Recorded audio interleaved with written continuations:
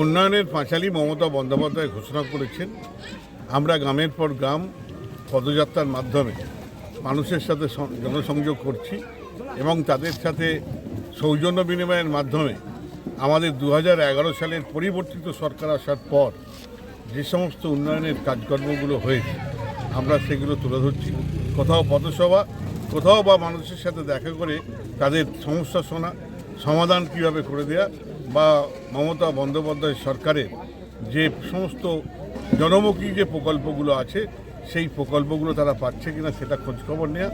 এবং উন্নয়নের পাঁচালী আগেকার দিনে আমাদের মাসিমারা যেভাবে পথের পাঁচালী যেরকম করে ছড়া কেটে যেমন বলতেন, আজকে ঠিক আমরাও উন্নয়নের পাঁচালী আমরা এই 15 বছরে বা 14.5 বছরে কী করতে পেরেছি এলাকার মানুষের জন্য বা এলাকার জনগণের জন্য সেটাই আমরা বলতে এসেছি।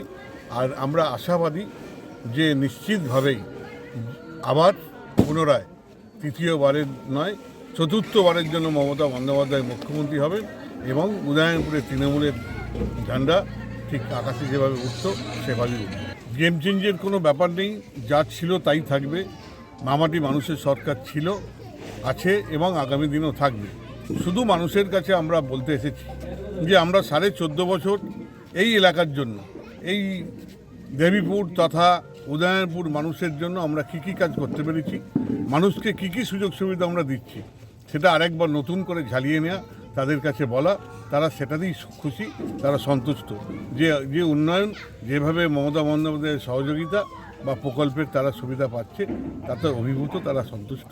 আমরা এটা দেখেই অভিভূত যে আগামী দিন আবার তৃণমূলের জয়ের ধ্বজা উঠবে।